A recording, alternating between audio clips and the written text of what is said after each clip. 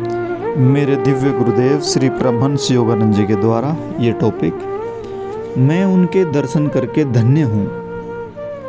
ये topic self realisation fellowship अंतर्राष्ट्रीय मुख्यालय लॉस एंजलिस कैलिफोर्निया में 3 जनवरी 1937 को दिया गया था।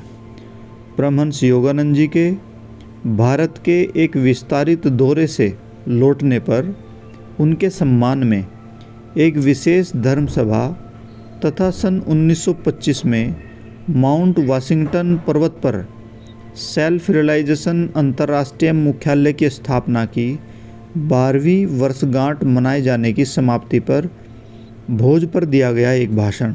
गुरुजी समझाते हैं, मैं उन सब करुणापूर्ण बातों के लिए जो आज रात आपने मुझसे कही हैं, शब्दों में अपना आभार व्यक्त नहीं कर सकता।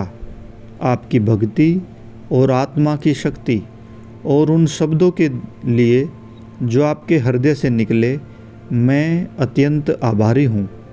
मैं प्रार्थना करता हूँ कि आप मुझे आशीर्वाद दें ताकि मैं सदैव आपकी सेवा करने के योग्य बन सकूँ।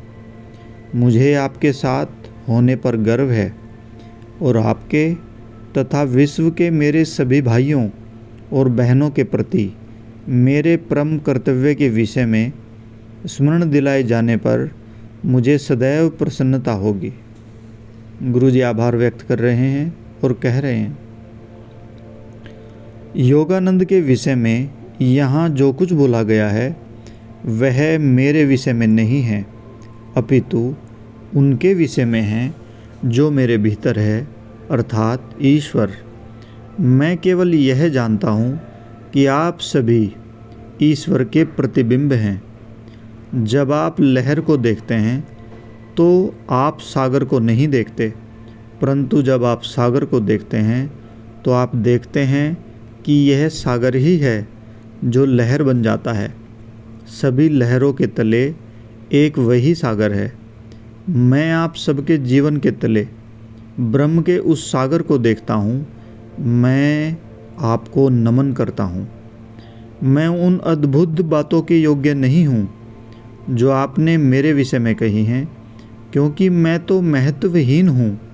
मैं केवल यही कह सकता हूँ कि ईश्वर, यह ईश्वर के आशीर्वादों की अभिव्यक्ति है जो मुझे आपकी दृष्टि में इतना प्रिय बना देती है।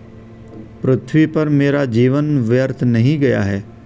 ईश्वर आपको आपके शब्दों के लिए आशीर्वाद दें और ईश्वर करे मैं अधिकाधिक उसके योग्य बनूं जो आपने कहा है। इस अवसर की उन अनेक प्रेरणाओं द्वारा मैं अभिभूत हूँ जिनमें हमने दिव्य आनंद, दिव्य समझ तथा दिव्य संपर्क को अनुभव किया है, जिसमें हम सभी सीमाएं तथा मतभेद भूल गए हैं। मैं प्रार्थना करता हूँ कि समझ और सुंदर उत्सवों तथा करुणा के द्वारा ऐसा समागम सारी पृथ्वी पर शासन करे, ताकि एकता की वेदी पर, एकता के सिंहासन पर ईश्वर का राज्य तथा सर्वव्यापकता अभिव्यक्त किया जा सके। ऐसे अवसरों की कुदाली द्वारा हमारी आत्माओं पर पड़ी पथरीली एवं व्यर्थ पपड़ियाँ तोड़ दी जाती हैं। दिव्य झरना फूट पड़ता है तथा नवीन शुद्धता, नवीन आनंद, नया प्रेम हमारे लिए लेकर आता है। ईश्वर को प्राप्त करने के अपने अवसर को न खोएं। अब और समय नष्ट न करें, क्योंकि यदि आपको अपना शरीर रूपी घर बदलना हो तो दूसरा अवसर मिलने से पहले आपको बहुत लंबे समय तक प्रतीक्षा करनी पड़ेगी। पुनर्जन्म और बचपन की पीड़ा, युवावस्था की चंचलता और अशांति से फिर से गुजरना पड़ेगा। निरर्थक इच्छा वासनाओं में समय नष्ट करने से क्या लाभ। मृत्यु के समय जिन वस्तुओं को यहाँ छोड़ना ही पड़ेगा, उन्हें प्राप्त करने में अपना जीवन व्यतीत कर देना मूर्खता ही है। उस प्रकार सुख आपको कभी नहीं मिलेगा, परंतु ईश्वर को पाने के लिए हर प्रयास जो आप करेंगे उसके बदले आपको आत्मा का चिरंतन उपहार प्राप्त होगा। आप में से जो ईश्वर के सच्चे प्रेमी हैं, उन्हें अपने वैभव की नहीं, ब्रह्म के वैभव की प्राप्ति के लिए अभी से प्रयास करना आरंभ करना चाहिए। प्रत्येक मनुष्य जो अपनी विजय स्वयं प्राप्त करना चाहता है, मन में ठान ले कि आप सर्वोच्च विजय प्राप्त करके ही रहेंगे। जो भी प्राप्त की जा सकती है, उन सब में सर्वोच्च इस विजय के लिए आपको न किसी सेना की आवश्यकता है, न किसी के धन की। केवल दृढ़ संकल्प कि आप जीत कर ही रहेंगे, यही पर्याप्त है। आपको केवल इतना ही करना है कि ध्यान में स्थिर बैठना है और विवेक की तलवार से एक एक करके सब विचारों को काट देना है। जब सब विचार मन से मुक्त हो जाएंगे, तब शांत ज्ञान रूपी ईश्वर का साम्राज्य आपका हो जाएगा। यह प्रवचन सुनने वाले आप सब में से जो भी बदलने का मन पूर्वक प्रयास करेंगे, वे ईश्वर के साथ अधिक संपर्क कर पाएंगे और ईश्वर में अपनी आत्मा की सच्ची शाश्वत विजय प्राप्त करेंगे। कोई भी शब्द बोले बिना मैंने सदा आपसे प्रेम किया है।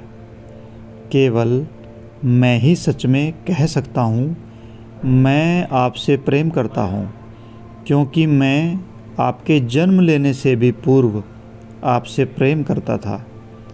मेरा प्रेम आपको जीवन देता है और इस समय भी आपका पोषण करता है, और मृत्यु के प्रवेश द्वारों द्वारा आपको बंदी बना लिए जाने के उपरांत, जहाँ कोई भी महानतम प्रेमी आप तक नहीं पहुँच सकता, वहाँ केवल मैं ही आपसे प्रेम करता हूँ।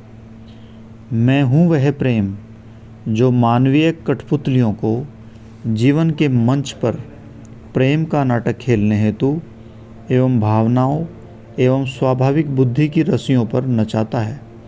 मेरा प्रेम सुंदर तथा असीम रूप से आनंद लेने योग्य है।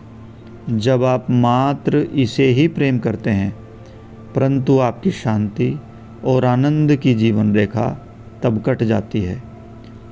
जब इसके अतिरिक्त आप मानवीय भावना और आसक्ति के जाल में फंस जाते हैं। मेरे बच्चों, अनुभव करो, यह मेरा ही प्रेम है जिसके लिए तुम लालायित हो। जो मुझसे एक व्यक्ति के रूप में प्रेम करते हैं अथवा एक व्यक्ति में अपूर्ण रूप से मुझ में प्रेम करते हैं, वे नहीं जानते कि प्रेम क्या है। केवल वही प्रेम को जान सकते हैं जो बुद्धिमत्तापूर्वक दोष रहित होकर संपूर्ण रूप से समर्पण पूर्वक, जो पूर्ण रूप से तथा सभी में समान रूप से मुझसे प्रेम करते हैं, और जो संपूर्ण रूप से तथा समान रूप से सभी रूपों में मुझसे प्रेम करते हैं। जय गुरु जी।